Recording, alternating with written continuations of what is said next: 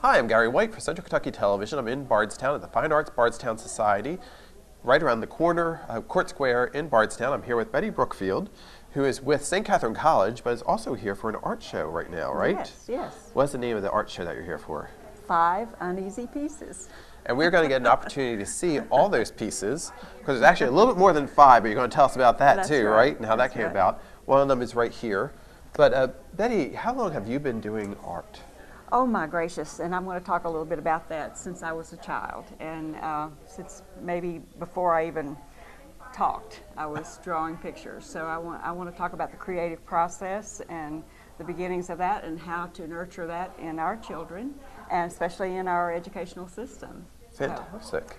So we're going to let Bettye tell us all about art and a lot of other things that you're doing, because I know you're also on the Commission for Women here in Kentucky that we want to talk a little bit about, because that's a new part for you, right? Yes, yes, a precious new part of my life that I'm very excited about sharing. And a project that they have going as well that you can help with. So yes. Stay with us. We're going to learn a little bit more about Bettye and about her art and about all the stuff going on with you. Thank you. Thank you. First of all, I would like to thank FABS Gallery, that's Fine Arts Bardstown, for inviting me to show my art here. I've been a member of FABS for several years.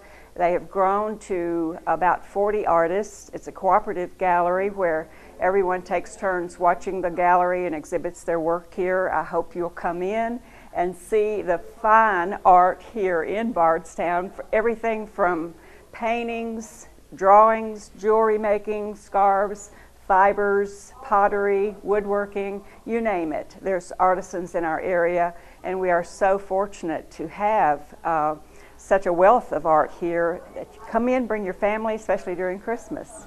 The first painting I would like to talk about in this series is the last one that I finished, and I started this piece about 4 years ago. This is the Pecan Bayou in West Texas, the hill country. These are bluebonnets. My daddy was a Texas oil man. We followed the pipeline all over the world. I was like an army brat and was never in one school a whole year until I was in the 8th grade. So art has been a great part of my life, being a shy child, to have an outlet and a way to meet other people.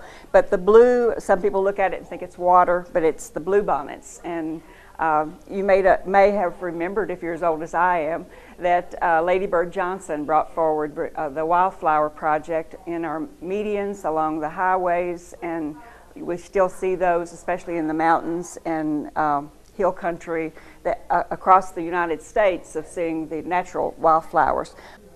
The windmill is right in the center of the painting, and I can still remember that as a child, hearing the click and the click as it turned with the wind to crank the water to bring water up for the cattle.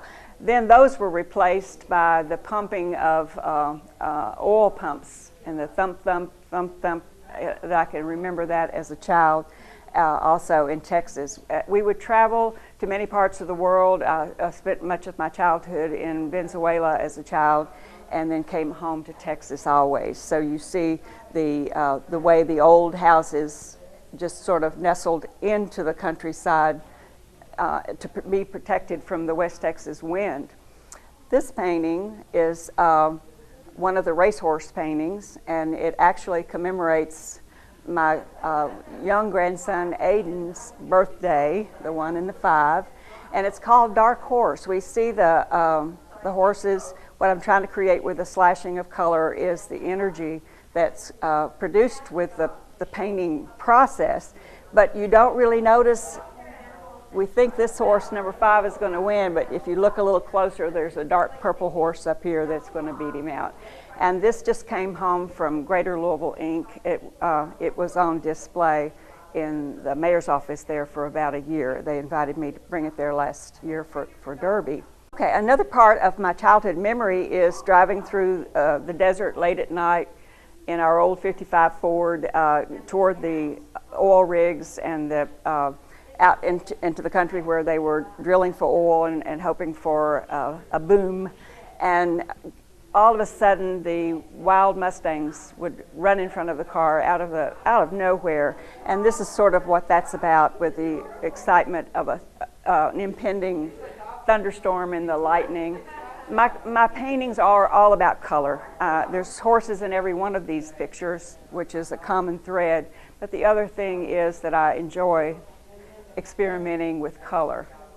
Okay, this is a commission portrait. This is Chris Phillips. She lives in Bloomfield, Kentucky, and she just came home from a trail ride with her 80-something-year-old father, and they still go out and horse ride for 2 weeks at a time, and it was in the late fall, just before our first snowfall, so this just sort of captures the whole moment of getting out into the country, and it's something that I've loved all of my life, as well as trail riding and being in nature.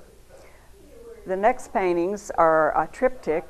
It just simply means that there's 3 of them that create one, and these are emerging horses.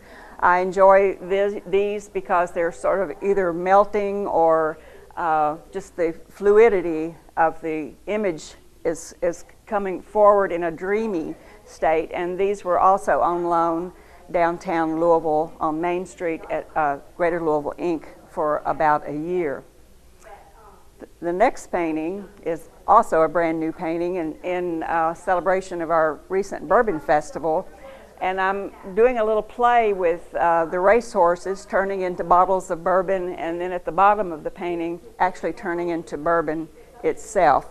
And this was not easy, so it's part of the uneasy. Really, it's a thinking painting where I've had to figure out how I was going to push and pull the figures in and out of the bottles and making them part of the race as well. This last painting is number 16 out of a series of 17 paintings that I'm working on, and it's called Faith in Wild Horses, and each one of them represents a stage in a woman's life. And I start out with a Madonna with an infant that's nestled with a mare and foal, and then childhood, adolescence, and then this one is romance. And not to be, I won't say bitter, but I'll say the myth is Prince Charming is going to come and save us all. And I don't believe that. I believe that each woman has the skills to save herself. And so this is a part of that romance, the myth that we were sold, I think, as children when we put all of our hopes and dreams on one thing, when really that gift is inside you. So I want to talk about being a woman, and through these paintings I'll have some written portions as well, and the different stages of a woman's life. I thought I was through with 16, but then I thought there's one thing that I forgot, and that's humor. A sense of humor is one of women's greatest gifts, and so I chose the image of Lucy in the wine vat. I don't think there's anything funnier than that moment in television when she was not afraid to make a fool of herself and to laugh at herself and make us laugh too, because that's one of the joys that heals us. I wanted to talk a little bit about St. Catherine College and the Fine Arts Department because we are booming. We have a brand new provost, Dr. Cindy Nattinger. She comes to us with great hopes and dreams and support for the arts, which is a thrilling thing for Teresa Tedder and I are in the Fine Arts Department. As you know, Teresa conducts Mid-Kentucky Chorus. She has several upcoming performances here in the area that everyone starts their season with, their Christmas season, their holiday season.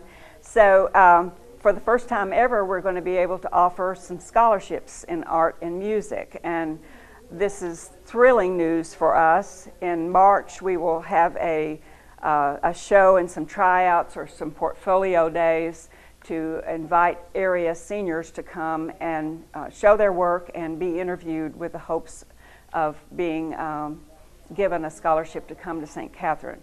This is a brand new idea, and I want to thank Dr. Nattinger for that.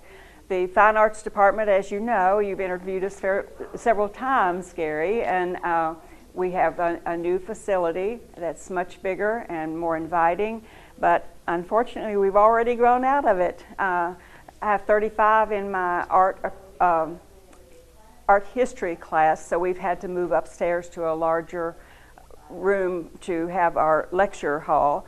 But the studios also, we are bustling at the seams, and we have Matt Gaddy, who is a local potter, who has his MFA now, as he's going to be teaching ceramics for us in the spring. Claire Pope is another artist who comes to us. She's going to be teaching painting. Ego Rodriguez, as you've seen him and heard him with Mid-Kentucky Chorus, is teaching in the music department as well. So I'm full of hopes and dreams for what we can do. Our internship program is just started out with a bang. I'm taking our St. Catherine students into Washington County schools, into the after-school program at the Sutton House. We've had interviews about that before with you, and those programs are being repeated and are growing. I'm also hoping that we can bring some interns over to FABS Gallery, teach them about museum studies and curating. So we're hoping to create experiences for these students to put on their resume that will lead to future professions and jobs. So it's an all part of our master plan. The other good news is I've been commissioned by the Governor Beshear to be on the Kentucky's Commission for Women. This gives me an open door to many things. Just last week we were at Llewellyn's swearing in, our new Lieutenant Governor, as you know, and we are so proud of Jerry Abramson that's going to Washington, D.C. He's been called there by President Obama to work on the health care project, so he's going to represent us well, I know, and we all love Crit and know that she's going to be a fine person as our new Lieutenant Governor. On the commission, a recent project that we have is the Hope Line project, where we partner with Verizon Wireless.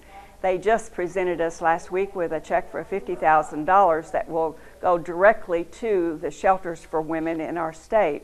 Our goal was to have 3,500 used cell phones, and they can be in any shape, working or non-working, and the accessories that go with those to be donated, and then Verizon will refurbish them and get them to these shelters for women. Not only are they going to do this service for us, but they are also going to and have given us money to help with these shelters. The goal was 3,500 because that's how many women were actually assaulted last year in our state, and that's not a number to be proud of.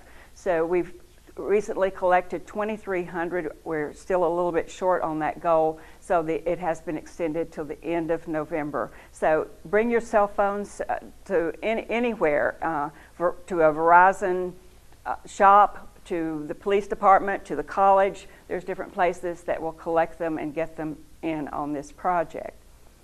The other thing that I wanted to talk about was my feeling about education and our lack of the arts in education. And I also had the good fortune, due to a generous gift from Mayor Shekels here in Bardstown, that gave us 2 tickets to hear Gloria Steinem speak and to interview the famous opera star Jessie Norman. And Jessie talked about in some excerpts from her book, this was at the Kentucky Center just last week, she talked about the tragedy it is that we are not promoting the creativity and nurturing this creativity in our young people, because every child has a song, every child has a painting, every child has a voice, a story to tell, and we must allow them. I think that children are being stifled, teachers are being stifled really, because they've been pressured to teach to the test so much that they haven't the time or the energy left to really help us to grow the children that we need in this day and time. Just think about it. By the time something is marketed, anything, your cell phone to an iPad, by the time it reaches the sales counter, it's already obsolete. That's how quickly that we need to be reinventing things in the time when we need to solve agricultural problems to feed the hungry, global warming problems, big problems in the world, and we need creative spirits and innovation, we are stifling the young people who could actually rise up and solve those problems through being creatives. So now that I have a soapbox to stand on, thank you, Gary, for giving me this opportunity. I want to talk about that and how we can, in the community, we need to go back and not just educate our children, but educate our parents, the parents of our children, to come forward and to nurture this creative spirit that's among all children are. And again, thank you, FABS Gallery, for giving me this space to show my work in at this time. And thank you, Gary White. And thank you, St. Catherine College, for letting me be a part of your life.